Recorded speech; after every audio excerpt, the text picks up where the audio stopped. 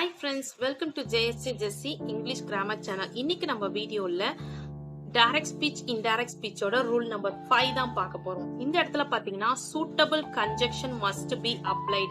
Conjunction வந்து suitable-ஆ இருக்கணும். எதை conjunction சொல்றோம் அப்படின்னு பாத்தீங்கன்னா Rama said to Sita, I am very happy today. Rama told Sita that he was very happy today. இந்த தட்னு வந்திருக்கு பாத்தீங்களா?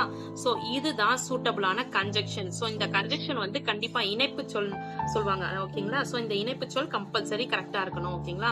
சோ அதே வந்துட்டு சென்டென்ஸ் வந்து இப்ப இது வந்து ஒரு ஸ்டேட்மெண்ட் அதாவது ஒரு இன்ஃபர்மேஷன் சொல்ற மாதிரியான சென்டென்ஸ், அதனால தட்னு சேர்த்திருக்கோம். ஸ்டேட்மெண்ட் வந்துச்சுன்னா தட்னு சேர்க்கணும், ஓகேங்களா?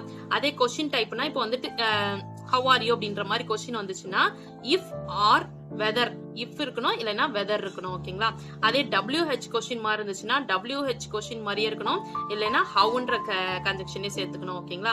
கமாண்ட் இருந்துச்சுன்னா to அப்படின்ற சென்டென்ஸ் சேர்த்துக்கணும். இப்ப சென்டென்ஸே வந்து கமாண்ட் பண்ற மாதிரி ஸ்டாண்ட் அப் சிட் டவுன் அப்படின்ற மாதிரி கமாண்ட் பண்ற மாதிரி சென்டென்ஸ் இருந்துச்சுன்னா அதுக்கு வந்து toன்ற கன்ஜெக்ஷன் சேர்த்துக்கணும்.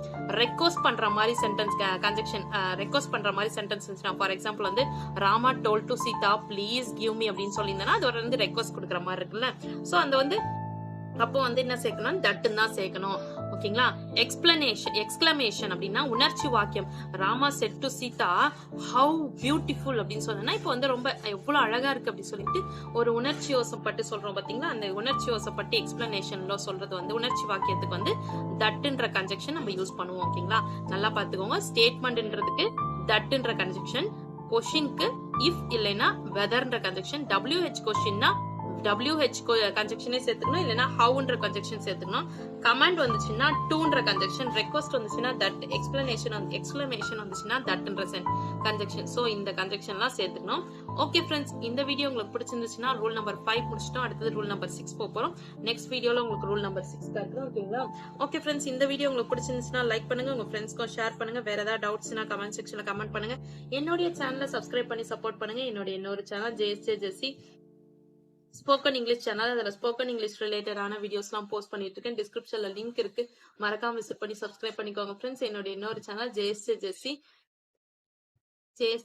எஜுகேஷன், அதுல S A writing, letter writing, Tamil கட்டுரை, இது மாதிரி வீடியோஸ் எல்லாம் போஸ்ட் பண்ணிட்டு இருக்கேன். டிஸ்கிரிப்ஷன்ல லிங்க் இருக்கு, மறக்காம விசிட் பண்ணி சப்ஸ்கிரைப் பண்ணிக்கோங்க ஃப்ரெண்ட்ஸ்.